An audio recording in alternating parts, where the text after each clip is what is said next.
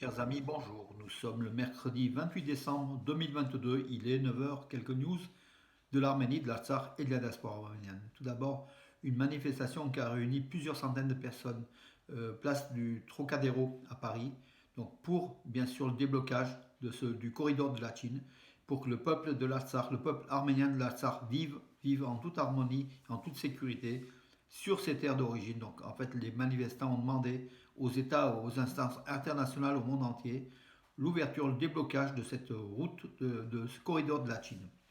Corridor de la Chine où justement des centaines d'Arméniens de Stepanakert sont dirigés vers l'aéroport de Stepanakert hier matin, en désirant donc le groupe donc, dont le leader est Tigran Pedrosian, au nom du peuple d'Al-Assad, a demandé une entrevue avec le commandant donc, en chef des troupes, des troupes russes de paix en Alsace, Andrei Volkov. Donc en fait, ils ont attendu longtemps, durant des heures, pour avoir un entretien avec Volkov, donc Andrei Volkov, euh, voilà, qui n'ont pas eu d'ailleurs. Donc la même chose s'était passée donc la veille, où des centaines d'Arméniens aussi qui s'étaient dirigés vers, comment dirais-je, vers un point russe de contrôle de cette route de la Chine, en demandant donc à voir Volkov.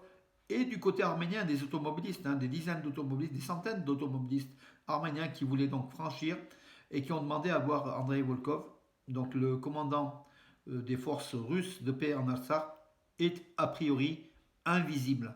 Les soldats russes ont promis qu'en fait, au plus haut niveau, donc les instances les plus dirigeantes au plus haut niveau étaient averties de ces manifestants, de cette manifestation et de la demande des Arméniens.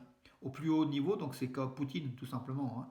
Voilà. Mais Poutine n'a pas réagi. Donc hier, Pachinian a discuté à Saint-Pétersbourg dans le cadre en dehors du cadre du sommet de la CEI en entretien privé.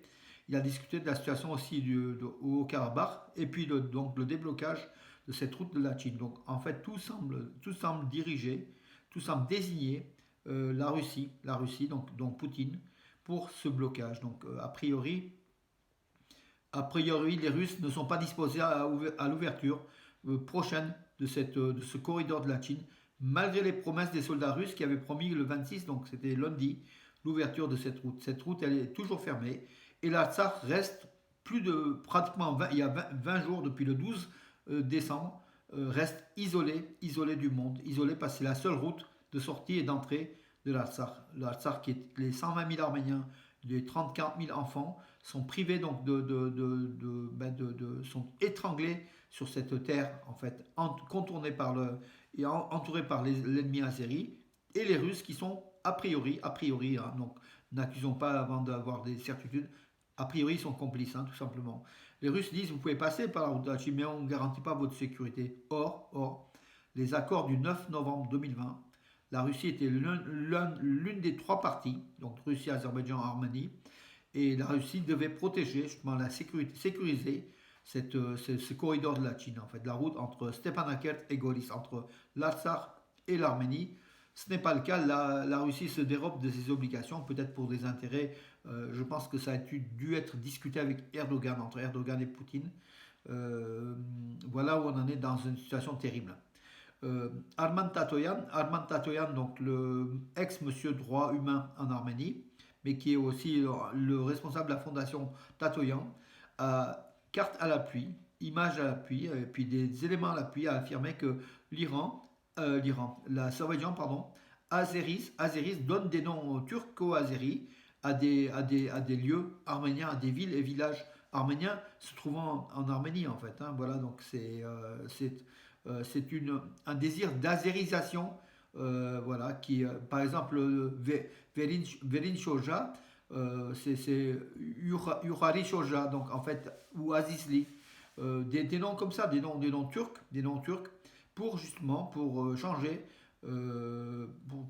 tout simplement l'origine arménienne de la carte. Et l'Azerbaïdjan diffuse des noms azéris, donc pour ces emplacements, ces emplacements arméniens, enfin ces villes et villages, prennent des noms bizarres, des noms turcs, pour faire croire. Donc l'Azerbaïdjan, c'est sa volonté de faire croire que ces lieux sont des lieux azéris. Donc voilà l'objectif de Bakou, hein, qui diffuse à travers, qui défausse, qui dénature l'information, voilà, et par cette désinformation, essaye d'inonder le monde par des cartes ou des faux noms de lieux, de toponymes, tout simplement.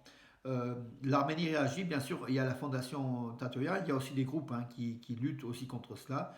Bien sûr, nous sommes en territoire souverain de l'Arménie avec des noms de villages et de villes arméniens depuis toujours, hein, voilà. Euh, voilà ce qu'il en est, mes amis. Oui, deux camions qui s'étaient renversés sur la route entre Aravni et Velin Khotana, qui ont été donc qui bloquaient la route, mais que ça a été les services de secours arméniens ont réalisé donc le nécessaire. Euh, les médias arméniens se plaignent du non-accès au corridor de la Chine, le passage libre au corridor de la Chine. Or, les médias azéris sont en nombre placés sur ce corridor de la Chine.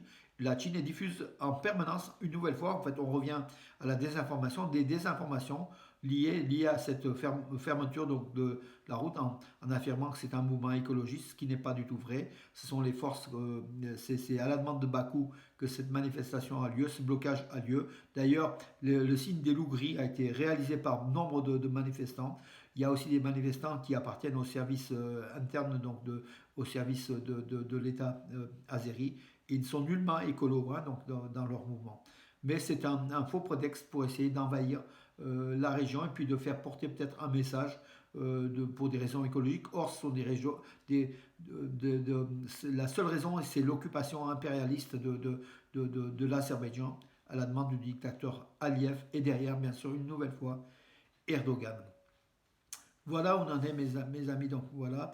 Euh, Tandis que dans les écoles azéries, bien sûr, le culte de la victoire est enseigné. Et puis la haine anti-arménienne est aussi répandue dans les écoles, dans les émissions de télé, partout en Azerbaïdjan. On voit cela. On essaye de souder le peuple azéri en vouant une haine à une autre nation, la nation arménienne.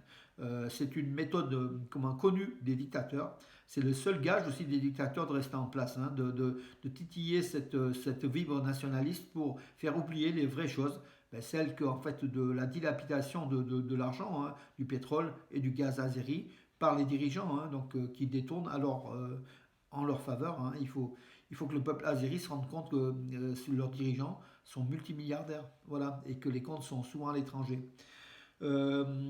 Oui, donc bon, People, Adriana Karambeu a donc annoncé hier soir qu'elle se séparait de l'homme d'affaires d'origine arménienne Aram Oanian. Voilà, le couple était marié depuis 7 ans, ils vivaient ensemble depuis 12 ans.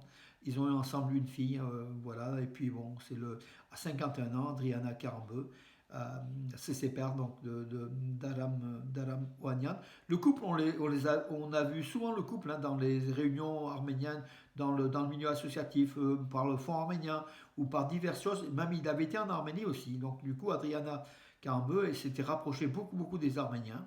Voilà, maintenant c'est aussi la vie privée de la people, hein, qui est pas tout à fait privée, puisqu'en fait elle l'a déclaré, et depuis les journaux comment dirais-je, ont pris des centaines, des milliers de fois. Donc voilà, donc Adriana Karambeu n'est plus l'épouse d'Aram Oanian. Tout simplement, ça a peu de poids au niveau de l'actualité, mais en fait, c'est People, ça marche aussi, comme Kim Kardashian. Donc, toutes les infos concernant les People sont quand même aussi accueillies par une certaine frange de notre population qui vit aussi de ça. Hein. Donc, aujourd'hui, on est dans une ère où les People vendent beaucoup plus que les informations sérieuses et réelles. Voilà. Etchmiadzin, donc l'église arménienne, donc, va être peut-être un groupe de députés donc, de Lituanie, a demandé au gouvernement, donc elle va faire par rapport un projet de loi pour intégrer l'église arménienne parmi les 8 églises traditionnelles reconnues en Lituanie. Donc la Lituanie qui recense 1125 Arméniens, donc selon les données officielles l'an dernier de la Lituanie. Lituanie qui est un pays ami de l'Arménie, qui fait partie de l'Europe, hein, de l'Union européenne. Les 3 pays baltes, Lituanie, Estonie et Lettonie, font partie de l'Union européenne. Voilà, la Lituanie est un pays proche de l'Arménie, et puis la religion de l'Église apostolique arménienne va sans doute être intégrée comme parmi les religions, les religions officielles reconnues par l'État lituanien, voilà, qui est une bonne chose aussi. Euh, alors, que dire d'autre? Je crois que j'ai fait le tour de l'actualité. Donc, on verra aujourd'hui donc, la deuxième journée de la présence de Pachinian à Saint-Pétersbourg au sommet de la CEI. On verra peut-être les réactions de la Russie qu'on attend d'ailleurs par rapport à ce corridor de la Chine. Sinon, les manifestations arméniennes comment dirais-je, vont durer dans le temps, jusqu'à ce qu'on ait gain de cause. Oui, ce matin aussi, donc, trois malades en état grave ont été évacués de l'Artsakh par la Croix-Rouge internationale, ont été évacués vers l'Arménie. Voilà, leur vie était en danger. Ils ont pu donc ce matin être pris en soin dans les hôpitaux d'Arménie. Voilà mes amis. Donc par contre la population civile reste toujours bloquée, les 120 000 Arméniens restent toujours bloqués. Et on commence à avoir une certaine pénurie de biens de consommation parce que l'Artsakh est quand même nettement lié, l'économie de l'Artsakh est liée à l'Arménie et par l'Arménie au monde extérieur. Voilà mes amis. Voilà, ben, j'ai terminé pour aujourd'hui. Puis je vous donne rendez-vous à demain, mes amis. Bonne journée.